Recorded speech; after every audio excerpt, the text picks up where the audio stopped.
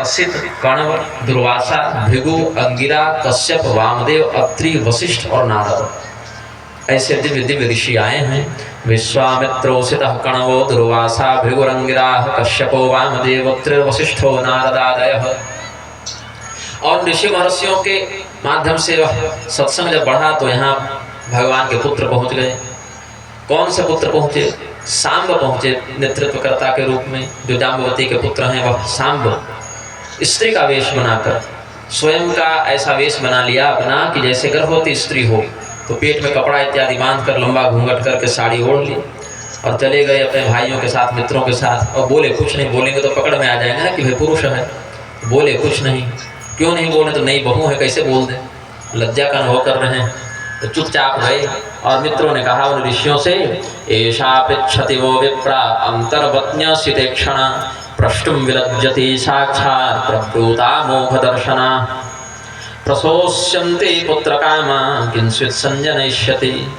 यह हमारे घर की बहू है, प्रथम गर्भ है, इसीलिए इसके मन में बड़ी उत्सुकता है जानने की कि बच्चा जो होगा वह पुत्र होगा कि पुत्री होगी। तो इसीलिए आप सबों के समक्ष उपस्थित हुए हैं। आप तो सब देखते हैं, जानते हैं, त्रिकालदर्शी हैं। त्रिकालदर्शी होने का थोड़ी अल्ट्रासाउंड सेंटर खोल के बैठे हैं। तो लिंग जांच कानूनी अपराध तो है, ये करवाने पहुंच गए। और कानूनी अपराध तभी तक है जब तक पर्याप्त पैसा डॉक्टर और थाने तक न पहुंचा। अब एक बार थाना और अस्पताल पर्याप्त पैसा ले लें फिर तो सब अपराध वैध है। तो यहाँ पर तो बात थी नहीं, ये तो धर्म का राज्य है। कहते हैं ऋषि महर्षि चिंतन करते हैं, अच्छा हमारे साथ कपट, हमारे साथ ऐसा तिरस्कार का उपहास कि बेटा होगा कि बेटी होगी।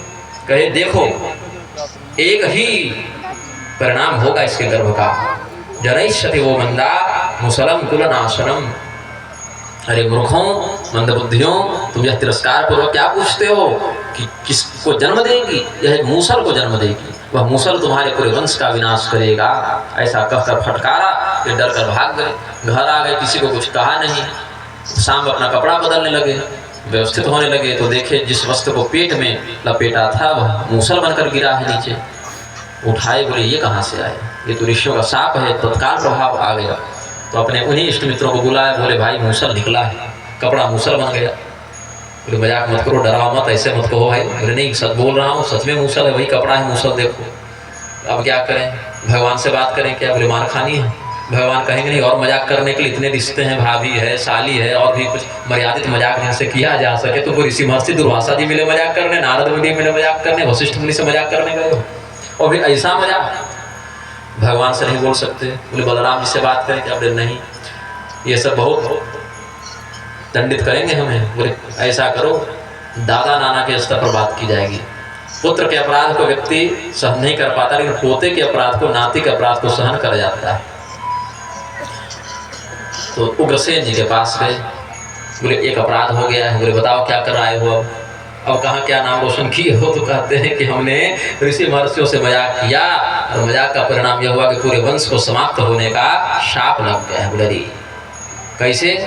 तो मूसल से मरेंगे हम सब, ऐसा कहा गया। बोले मूसल कहाँ है? बोले ये देखिए, एक ही से सब मरे, सब मरेंगे। कुलनाशनम कह दिया मूसल के लिए। अब क्या करें इसका? बोले ऐसा करो, इसको चूर्ण बना देते हैं। एक मूसल किसी के ऊपर पड़े तो मरेगा, चूर्ण पाउडर से कैसे मरेगा? चूर्ण बना दो इसको। अच्छा ठीक है, लेकिन नाना जी अगर चूर्ण को पिघला कर फिर किसी ने लोहा गला कर फिर उसको ठोस कर दिया तब? बोले हाँ ये बात भी है। तो ऐसा करो, इस चूर्ण को समुद्र में फेंक देते हैं तो तल में बैठ जाएगा। अब तल में बैठा लोहा को निकाल के पिघलाए फिर मूसल बनाकर तुम्हें ही मारने आओ, ये तो होने से रहा। प्रोबेबिलिटी पढ़े हैं ना, संभावना कितनी है इस बात की। अच्छा यही करते हैं। तो लोह कर्म में जो कुशल थे, ऐसे लोहारों को बुलाकर उसको चूर्ण बनवाया गया और समुद्र में फेंकवा दिया गया। उसमें छोटा सा लौहखंड बच गया था चूर्ण होने से, और वही एक मछली ने निगल लिया, छोटा सा था। उसको मछुआरों ने पकड़ा, उसके पेट से लोहे का मजबूत टुकड़ा निकला। तो जरा नाम के बहेलियन कहा ये लोहा हमें दे दो, इसको हम बाण बनाएंगे, तीर लगाएंगे, तीर के ऊपर इसको नोक के रूप में लगाएंगे। और वही लोहा जो है उस जरा बहेलिये ने भगवान के पैरों पर मारा। कथा बाद में आएगी, लेकिन हमने प्रसंग के साथ कह दिया। ऐसे यहाँ पर थोड़ा सा सशल्य लुब्धको करो, तो ऐसा वर्णन तो संक्षेप में आया है। और उसी जरा नामक बहेलिये के द्वारा निहत प्रक्षिप्त उस बाण का बहाना करते हुए भगवान सुधाम गमन किया है। कुछ आनंद रामायण आदि में कहते हैं कि अंगद या बाली का नाम लेते हैं कि छिप कर मारा था भगवान ने, तो कहा कि प्रभु हमको भी मौका मिलना चाहिए, तो फिर भगवान ने उसकी इच्छा पूर्ण की। भागवत में तो ऐसा भाव नहीं है, आनंद रामायण इत्यादि में कुछ ऐसा भाव वर्णित है कि भगवान ने उसको संतुष्ट किया, जाओ तुम भी एक अवसर ले लो। और नरक भी नहीं भेजा भगवान ने, उसको स्वर्ग आदि दिव्य लोकों में ही भेजा है। और ये जो चूर्ण था ये गिरा जरूर समुद्र में, लेकिन नीचे नहीं बैठा, ये लोहा ऊपर तैरने लगा। यह चूर्ण तैरता तैरता किनारे लग गया लहरों के माध्यम से। समुद्र सरिले प्रास्य लोहम चास्यावशेषितम। उससे पहले क्या हो गया, उसके आगे क्या हो गया, ओह्यमाना निवेलायाम लग्नान्यासन किलय रखा।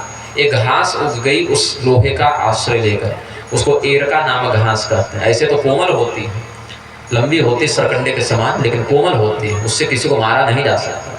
लेकिन जब कोई यदुवंशी जिसको सांप लग गया था उस प्रकरण में, वो अगर उसको छू ले तो वह वज्र के समान कठोर बन जाए। बायोमेट्रिक्स पहचान लेती थी। और लगाते हैं ना आधार कार्ड वाला अंगूठे का निशान, कैसे पहचान लेता है कि कौन है, किस गोत्र जाति का व्यक्ति है, कितना % मिलेगा रिजर्वेशन, पकड़ लेता है ना आधार कार्ड। तुरंत एरका नामक घास को जैसे वे यदुवंशी छूते थे वैसे वज्र बन जाए, और उसके स्पर्श मात्र से जो धारक है उसकी बुद्धि क्रोध से, दुर्गुण से, ईर्ष्या से, क्रूरता से भर जाते थे। फिर सामने वाला बाप है कि भाई है कि पुत्र है कि पौत्र है, वो रिश्ता भूल जाता था। बस उसको शत्रु दिखता था, उसको मारना ही एकमात्र लक्ष्य है। ऐसा प्रभाव, मतलब हथियार वो नहीं चला रहा है, हथियार उसको चला रहा है, ऐसा उसका मन शाप के वशीभूत हो जाता था। तो उसी शाप के कारण यदुवंशियों का आपसी विनाश हुआ है। एक और घटनाक्रम इससे संबंधित है, दो, बल्कि एक नहीं दो। महाभारत युद्ध के बाद जब देवी गांधारी को भगवान कृष्ण मिलते हैं तो उन्होंने शाप दिया था कि केशव तुम समर्थ थे इस महाभारत को रोकने में, लेकिन हमारे सामने तुमने हमारे वंश का विनाश करवा दिया, इसलिए तुम भी अपने सामने अपने वंश का विनाश देखोगे। भगवान बोले आप कह रही हैं पतिव्रता हैं, हम आपके शाप को स्वीकार करते हैं, लेकिन हम नहीं गए थे आपका बेटा को समझाने, आपको जेल में डाल रहा था जी आपका लड़का। भगवान गए थे ना शांति दूत बनकर कि अर्जुन, भीम, युधिष्ठिर, नकुल, सहदेव के नाम से एक एक गाँव दे दो, और युद्ध नहीं होगा तो आपका बेटा कहा कि सब उठा के जेल में डालो, तो हम क्या करते हैं, अब कैसे समर्थ होते हैं। और जब आपका पुत्र आप ही की पुत्र वधु को, बहू ही थी देव की, द्रौपदी उनकी, आप ही लोगों के सामने सभा में निर्वस्त्र करने का प्रयास कर रहा था, तब आपसे नहीं रोका गया आपका बेटा। ऐसे गांधारी फटकारी थी, डांटी है दुर्योधन को 2-4 बार, लेकिन नहीं मान पाया। तो भाई आपका बेटा नालायक था तो उसमें हम क्या करें, आप भी समझा कर देख लिए, विदुर जी भी समझा कर देख लिए, वैसे हम भी समझा कर देख लिए। हमारी अलग से नहीं माना तो आपकी भी तो नहीं माना, लेकिन ठीक है आप पतिव्रता हैं, आपने ऐसे नियम से अपने जीवन को चलाया है, तपस्या की है, पति के अनुसार आप रहेंगे, पति नहीं देख सकते तो हम भी नहीं देखेंगे, इतना कठोर व्रत आपने रखा, तो आपका शाप है तो लगेगा। वापस आए, उत्तम मुनि रास्ते में मिले, बड़े प्रसन्न हुए, बोले प्रभु आप शांति दूत बनकर गए थे, बहुत अच्छा किया, आपने सब काम बना लिया, सबको मरने से बचा लिया। ये भगवान को कहे, भगवान बोले कि नहीं बचा क्या पाए, वो तो सब मर करके समाप्त हो गए, अब हम महाभारत करवा के लौट रहे हैं, शांति प्रस्ताव चला गया। तब उत्तम मुनि शाप देते हैं कि इतने बड़े बड़े राजाओं का आपने मारने की अनुमति दे दी, युद्ध की अनुमति दे दी, आप चाहते तो अपने दिव्य प्रभाव से सबकी बुद्धि सुधार सकते थे, इतने बच्चों को अनाथ कर दिया, इतनी स्त्रियों को सौभाग्यहीन कर दिया, ये सब आप करवा कर आ रहे हैं, जाइए आपके राज्य में भी बच्चे अनाथ होंगे, आपके राज्य में भी स्त्रियां सौभाग्यहीन होंगे, ऐसा शाप दे दिया। फिर उत्तम मुनि को बाद में होश हुआ, अरे हमने तो भगवान को शाप दे दिया, और भगवान ने अगर कुछ किया है तो बहुत ठोस कारण से, बहुत सोच कर कुछ किया होगा। तो भगवान ने वही ज्ञान जो अर्जुन को दिया था गीता वाला, वही इनको दिया संक्षेप में, और अपना विश्वरूप दिखाया।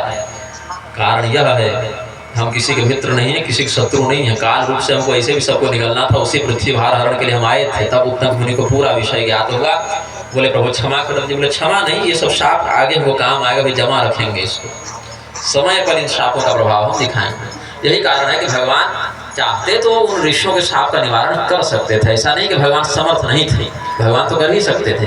भगवान ज्ञात सर्वार्थ ईश्वरोपि तदन्यथा कर्तुम नैच्छद विप्रशापम काल रूप्यन वमोदत।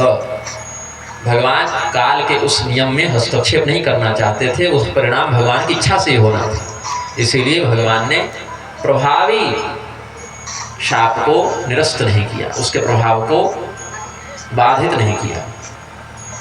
और इसके बाद वसुदेव जी और देवर्षि नारद का सत्संग होता है। वसुदेव और नारद जी के संवाद के ही मध्य एक कथा वर्णित है। राजा भरत जो ऋषभ देव के पुत्र थे, उनके भाइयों की हमने चर्चा की थी। कवि, हरि, अंतरिक्ष, प्रबुद्ध, पिप्पलायन, आविर्होत्र, द्रुमिल, चमस और करभाजन, ये नाम वाले ऋषि महर्षि हुए थे। उनके भाई जो आज भी जीवित हैं। तो मिथिला के राजा निमि से उनका संवाद हुआ था और राजा निमि ने इन नौ योगीश्वरों से भगवत प्राप्ति के विषय में प्रश्न किया था। तो इन नौ योगीश्वरों ने भगवान की आराधना कैसे करनी है, ध्यान कैसे करना है, कैसे अपने समस्त कर्मों को भगवान में नियोजित करना है, कैसे संपन्न लोगों को, समर्थ लोगों को भगवान की कथा का आयोजन करके ऐसे स्त्री, शूद्र इत्यादि लोगों को भगवान की कथा से जोड़ना है जो धन के अभाव में, समय के अभाव में अलग से आयोजन न कर सके, न सुन सके, और अपने समस्त ऐहिकामस्मिक, इस जन्म वाले भी, इस लोक वाले भी, पिछले जन्म वाले, परलोक वाले भी समस्त कर्मों का भगवान में विनियोग करना चाहिए। ये उपदेश नौ योगेश्वरों ने दिया है राजा निमि को। तो